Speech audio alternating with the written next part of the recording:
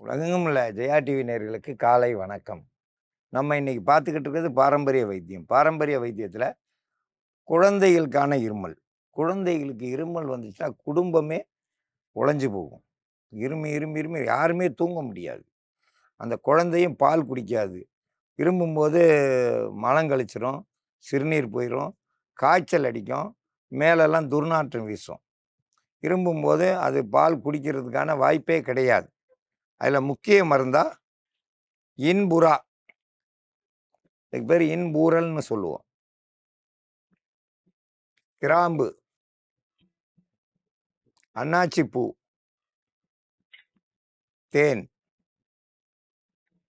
இதெல்லாம் கூட்டு கலவையா சேர்ந்து இப்போ மருந்தா தயாரிக்கும். குழந்தைகளுக்கு இருமல் குழந்தைகளுக்கு இருமல் வர்றதுக்கு நிறைய காரணங்கள் இருக்குது. தாய் குழந்தைக்கு தலை குளிக்கிற அன்னைக்கு தாய் தலைவலிய குளிக்கக்கூடாது. அவங்களும் தலைவலி குளிச்சுட்டு குழந்தைக்கும் தலை குளிக்க வச்சாங்கனாக்கா மூக்கொழுக்கு வரும். அதுக்கப்புறம் இருமல் வரும். அந்த சளி சில பேருக்கு வரும். சில குழந்தைங்களுக்கு வறட்டு இருமலா இருக்கும். சூடேறிரும். இன்னும் குழந்தைங்களுக்கு தினமும் தலைக்கு குளிக்க வைக்கிறாங்க. அந்த மாதிரி குழந்தைங்கள குளிக்க வைக்கக்கூடாது. 1 நாள் விட்டு அல்லது 2 நாள் விட்டு, வாரத்துல ஒரு 3 நாளைக்கு ஒரு முறை குழந்தைங்கள குளிக்க வச்சீங்கனாக்கா, அந்த குழந்தைக்கு சளியும் பிடிக்காது, காய்ச்சல் வராது, இருமலுன்னு வந்துருச்சுன்னா, குழந்தைங்கள எந்த நேரம் பார்த்தாலும் தாய்ப்பால் குடிக்காது. புட்டிப்பால் குடிக்கிற குழந்தைங்களுக்கு அதிகமா இருமல், சளி இருமல், வறட்டு இருமல், எல்லாம் இருமல் இருந்துகிட்டே இருக்கு. எப்படியாப்பட்ட இருமல் இருந்துச்சுனாலும், குழந்தைங்களுக்கு தாய் முடிஞ்ச வரைக்கும் தாய்ப்பால் குடுங்க.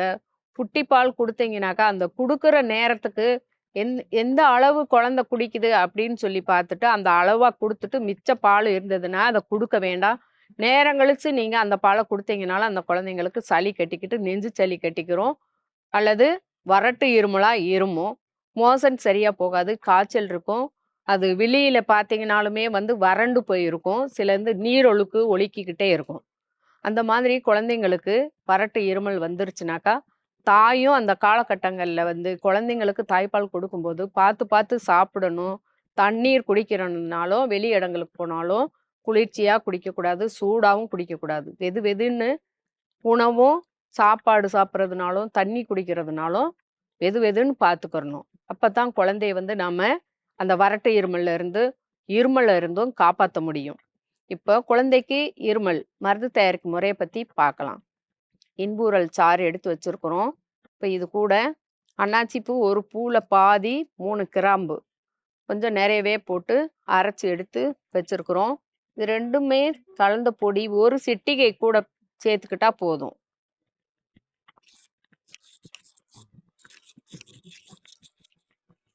தேன் கொஞ்சம் நிறையவே போட்டு கூட சேர்ந்து கலந்துறணும். குழந்தைக்கு நல்லா நாக்குல தொட்டு தொட்டு நல்லா கையில சுவைச்சு சாப்பிடுற மாதிரி, இந்த இங்க் பில்லரு அந்த மாரி இருக்கிறதுல எல்லாம் சங்குல எல்லாம் வச்சு ஊத்துவாங்க. தேன் கலந்த எந்த மருந்துமே அந்த மாதிரி குடுக்கக்கூடாது. நம்ம தொட்டு தொட்டு தாய் நல்லா கைய சுத்தம் பண்ணிட்டு, தொட்டு தொட்டு நாக்குல வைக்கிறப்பவே நல்லா சுவைச்சு சாப்பிடும்.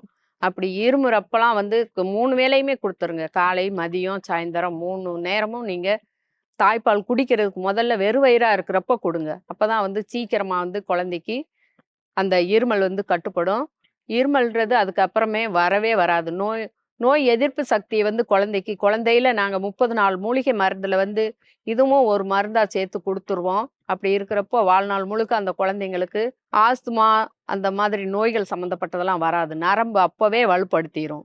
குழந்தைங்களுக்கு இருமல் சரியாகிறதுக்கு இது ஒரு சிறந்த மருந்து. குழந்தைகளுக்கு இருமல். குழந்தைகளுக்கு இருமல் வந்துச்சுனாலே ரொம்ப கஷ்டம்.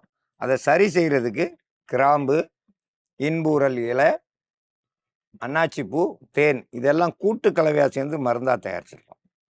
இதை விரல்ல தொட்டு தொட்டு நாக்கில் குழந்தைக்கு ஒரு 3 முறை கொடுத்தா போதும். கொடுக்கும்போதே இருமல் நின்றோம்.